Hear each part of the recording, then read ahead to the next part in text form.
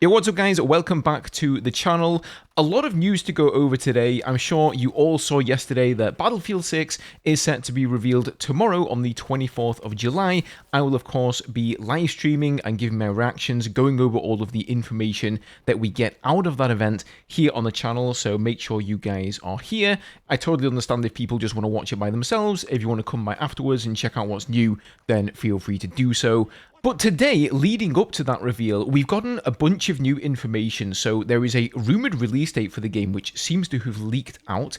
There are rumours of Levolution taking place.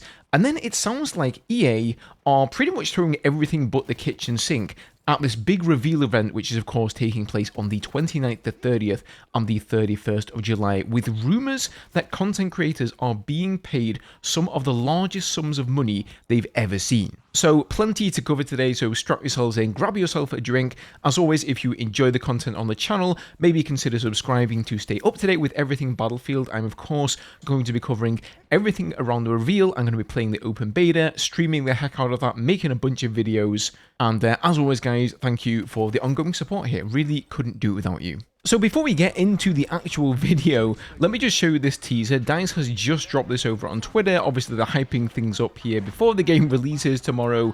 And this is a bit of backstory, I suppose, to the lore between the two factions of Battlefield 6, NATO and the Pax Armata. A source close to him was quoted saying, "A direct attack on NATO. Mobilisiert weitere Mobilizing further operations. Nations are leaving NATO to join a new coalition with Destabilize world security. Pax Armata. Claiming responsibility hostile forces invaded the British overseas territory of tracking Gibraltar. the threat from Pax.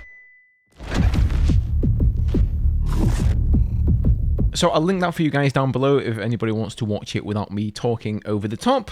Not really anything too groundbreaking here, just a little bit of hype building before the reveal. So first of all, let's take a look at this rumoured release date. So the 1BF Telegram group, which is a Russian group, they've been known for leaking tons of stuff in and around Battlefield 6, leaking a lot of stuff from Battlefield Labs builds, and just recently, they've essentially leaked the potential release date for the game. And according to them, that release date is going to be October the 10th. Now, I would take this with a massive grain of salt. I do believe that's certainly something that they found in the files there, so I don't see any reason why they would really, lie about that. And they certainly do have some credibility because everything else that they've reported on has turned out to be true. But that doesn't necessarily mean that is the release date. It could be something old that was left in the files. Maybe that was the original release date. EA changed things around. If you remember, back in, not the last EA earnings call, but the one before that, they were worrying about the possible release date of Grand Theft Auto 6. GTA 6 was, of course, pushed back to 2026. And then in the most recent EA earnings call, Andrew Wilson sounded a lot more happy with that and their potential release date. So I think it is very probable that it's going to release this year. I think all the hype that's building around the game at the moment, the fact that they're holding an open beta, most likely going to be taking place in August, I think they want to keep that hype train going and keep it rolling until maybe a possible release in like November, late November, something like that. If the game did release on the 10th of October, I'd be pretty worried about that because from what I've seen of Labs, and I know guys, like a lot of people keep pointing out, Labs is many builds behind where they have the game at the moment. But I'm sorry, we've heard it all before, so I do still have my reservations. I will be worried if it turns out that October 10th is the actual release date of the game. Maybe they're going to give away that tomorrow with the reveal trailer. I suppose time will tell. Now, in addition to that, he also mentioned that there is going to be a Phantom Edition for the game. So this is likely going to be like your Deluxe Edition, your Ultimate Edition, whatever it's been called in past Battlefield games. It sounds like one of the top editions is going to be called Phantom Edition.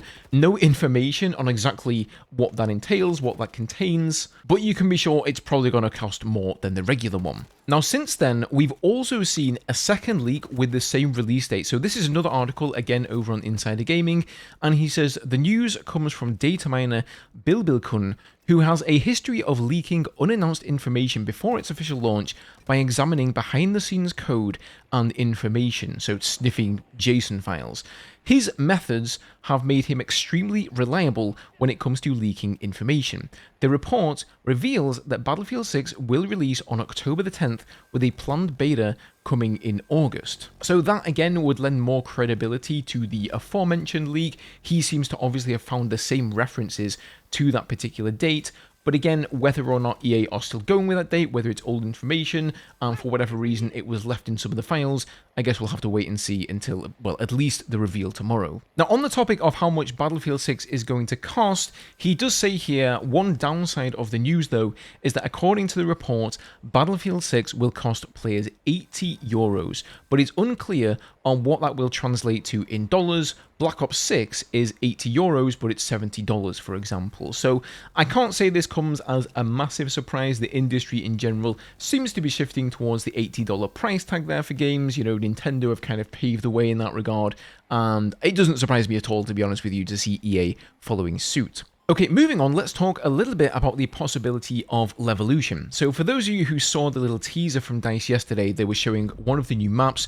I believe it's called Aftermath. It's set in New York and specifically Manhattan. And in the background here, you can see what appears to be the Brooklyn Bridge, and it's sort of exploding. And that has led a lot of people to suspect that maybe Levolution is making a return. And Jacob here over on Twitter, he's actually an ex-DICE developer. He's worked on some of the older Battlefield games, but he's no longer with DICE. He says, if this is real, I guess it means the Manhattan Bridge Levolution event. The bridge is quite large, so I'm wondering if it's maybe a mostly naval-based map. And Temporal, who is also, of course, another renowned data miner, actually chimed in here, and he says, on the multiplayer map, appropriately named Aftermath, the bridge is more of a set piece and not really part of the playable area. And somebody else here asks him, will this game have Levolution at all? And he says, not sure about all the maps, but for example, the Crow's Nest on the Battle Royale map includes references specifically labeled as Levolution. So I think it would be very surprising if DICE didn't have any sort of Levolution in there, especially considering all of the effort that they've gone to with the destruction model, right? They've really been bringing that back with this game. It's supposed to be one of the focal points of it, and what better way to showcase that than some massive Levolution events? Maybe it's going to be things that don't really, you know, affect the game though, so not in essence Levolution, but it sounds like there could be some pretty big and amazing set pieces to see. Now, we know, of course, that there is now going to be an open beta, and they've informed us that there are going to be 2 official playlists, one of them with signature weapons locked to classes or not.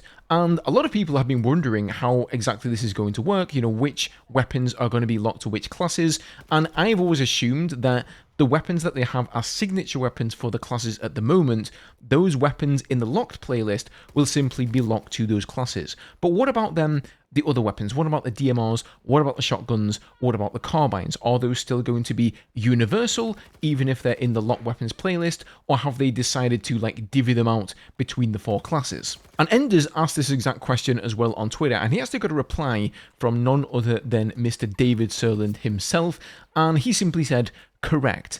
Now, this has since been spread around, and I think people are misunderstanding this and thinking that they've actually gone for like a locked weapon system for the entire game. As far as I know, this is just going to be a test for the beta. I don't think this is going to persist into the full release of the game, where you're going to have these 2 separate playlists, right? One with locked weapons and one without them, because it just wouldn't make much sense. You're going to end up splitting the player base in 2, something which we saw with Premium and, you know, DICE and EA didn't really like there. And then when you consider we're going to have all of these different game modes already, like there's this new Gauntlet mode, there is the Battle Royale, there's the regular modes, we're already going to be splitting the player base up enough as it is. So I really, really doubt that DICE are going to go this way. More likely than not, they're going to choose one system or the other, likely based on these statistics that we see from this beta test, and then go from there. So I've arguably left the most important piece of news until last here, and this is yet again another article from Insider Gaming, and it says EA's all-in bet with Battlefield 6 includes a multi-million-dollar creator campaign. So as we've already heard from various leaks and rumours, on the 29th, the 30th and the 31st of July, we're going to see a big event in Los Angeles with creators playing the game and presumably talking to the devs. But now we know a little bit more about this, and he says, according to sources with knowledge of EA's plans, EA has been literally poaching content creators for the past month, as well as outsourcing its efforts to various agencies. For many creators, Battlefield 6's reveal includes an all-expense-paid trip to Los Angeles something not unheard of for such events, but also substantial amounts of money, said sources. In a package deal, creators have been offered funds to cover the Battlefield 6 reveal event, as well as being required to release an allocated amount of coverage for its Battlefield 6 beta, which is scheduled to take place in August. According to one source who wishes to remain anonymous, as they weren't authorized to talk about the deal publicly due to an NDA, it was said that this is the most amount of money I've seen for a sponsored deal. So this doesn't come as a massive surprise. Of course, we all knew that they were going to be flying out creators there, and probably based on your size and your social outreach and etc., they're going to decide to pay for that trip for you, or say, hey, you've got to get here on your own money, you know, because we can't afford to pay for you because you're just not going to get us the exposure so that it would be worth it. But this is kind of new. It sounds here like we're going to get our hands, of course, on the beta, and you are probably going to see some of the biggest content creators out there making Battlefield 6 content on the beta, and a lot of them sound like they're going to be sponsored videos. So I've been approached with contracts like this before, of course not for Battlefield because EA seem to have me on their blacklist at the moment, but for other titles, for example Delta Force, and a lot of the time they will say, hey, we're going to pay you so many dollars and we want you to make 3 dedicated videos about, in this case, the Battlefield 6 beta. So that sounds what it's going to be like. It sounds like EA are really ponying up a lot of money. They're really throwing everything they can. And let's not forget, the goal for them is 100 million players. And so it makes perfect sense that they want to go after these huge content creators. They really want to key into those audiences, trying to get them playing Battlefield and drive as many sales as they can. So as a final closing note here, you know, tomorrow is the day, guys. The reveal is finally right around the corner. Of course, I'm excited. I'm sure you guys are excited as well. But as we go into that and then further, you know, into the open beta, I just want to remind everybody with this game to come to a well-informed purchasing decision. So, you know, don't just watch the trailer and get super hyped, because we all know that DICE's trailer team knock it out of the park every single time. And of course it makes us excited, of course it makes us hyped, that's what it's designed to do, it's for marketing. But by all means, you know, of course, enjoy the moment, but also I would urge everyone who's interested in this game to wait until the open beta comes along, play it for yourself.